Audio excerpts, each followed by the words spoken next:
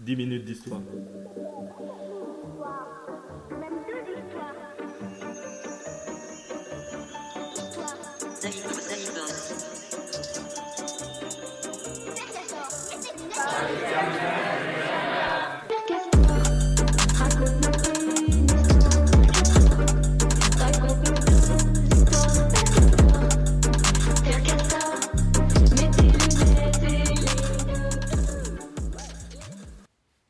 Bonjour à tous et à toutes et bienvenue dans ce podcast sur l'épidémie du sida en France, la recherche, la prévention et la lutte politique.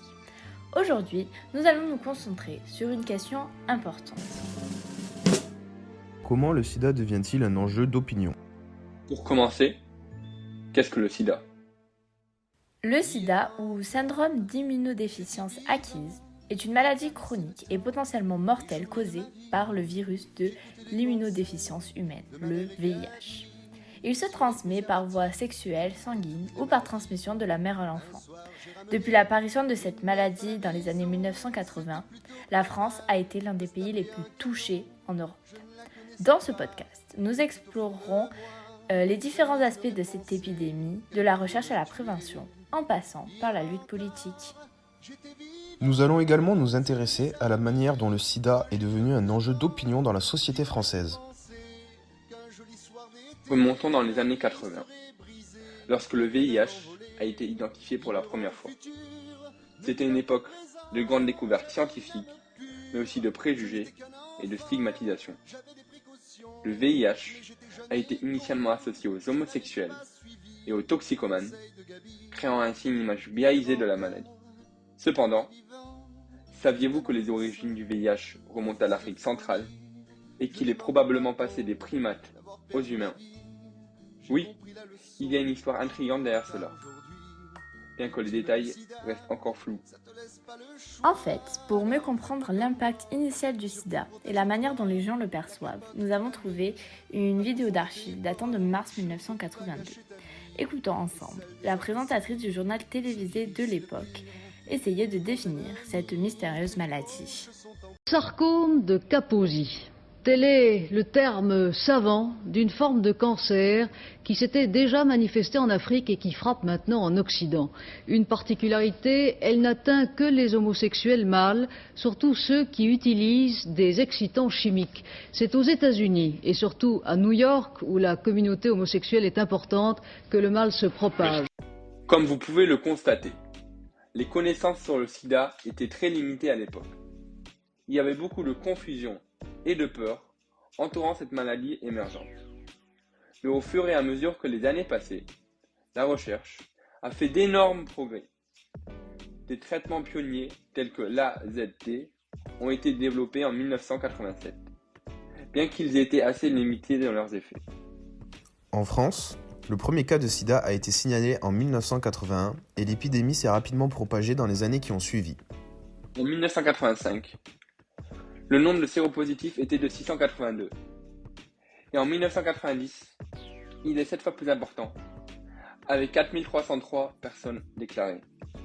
Le gouvernement de Mitterrand a réagi en créant un plan national de lutte contre le sida en 1987. Il permit de renforcer la recherche, la prévention et la prise en charge des personnes atteintes de la maladie.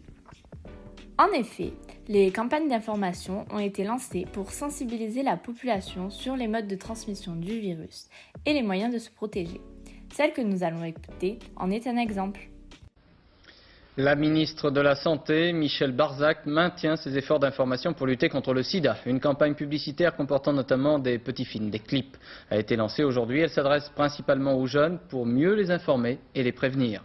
Le sida, c'est pas une épidémie, c'est une maladie qu'on peut éviter. Il se transmet seulement par les relations sexuelles et par le sang. Alors c'est facile de se protéger, de protéger ceux qu'on aime. Il suffit de s'informer. Elle informait le public sur les risques liés à la maladie et encourage les gens à se protéger. Puis, la ministre de la Santé Michel Barzac annonce en 1986 la levée de l'interdiction de la publicité pour le préservatif au journal de 20h sur l'antenne 2. C'est vrai que le préservatif, c'est le meilleur moyen de prophylaxie. Alors, vous savez qu'il y a une loi qui interdit la publicité, c'est-à-dire qui interdit de dire que les préservatifs sont un moyen de prophylaxie contre les maladies sexuellement transmissibles. Ce que les médecins dénoncent toujours. Et j'ai l'intention d'abroger cette loi de telle façon qu'on puisse vraiment faire de l'information à ce sujet, qu'on puisse bien expliquer que c'est le seul moyen de protection dont nous disposons, concret dont nous disposons aujourd'hui. Le préservatif est devenu un moyen de prévention efficace et sa promotion a été l'un des éléments clés de la lutte contre le sida. Le sida est aussi devenu un enjeu politique majeur en France. Dès le début de l'épidémie, les associations de lutte contre le sida ont été créées pour défendre les droits des personnes atteintes de la maladie et pour demander des financements pour la recherche et les traitements. AIDS, créée en 1984, en est la principale. Elle a par exemple mis en place une permanence téléphonique en 1985. Ils ont créé en 1987, avec la participation de Médecins du Monde, une déclaration universelle des droits des personnes malades du sida et des séropositifs. Cette déclaration sera soutenue par l'Organisation mondiale de la santé. Le militantisme a également joué un rôle important dans la lutte contre le sida. On retrouve notamment ACT UP Paris.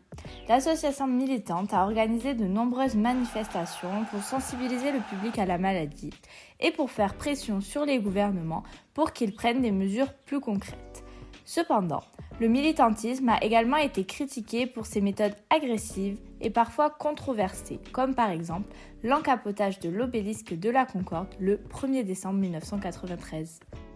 L'épidémie du sida a joué un rôle important dans l'émancipation de groupes stigmatisés en France, en particulier les communautés homosexuelles et les personnes séropositives.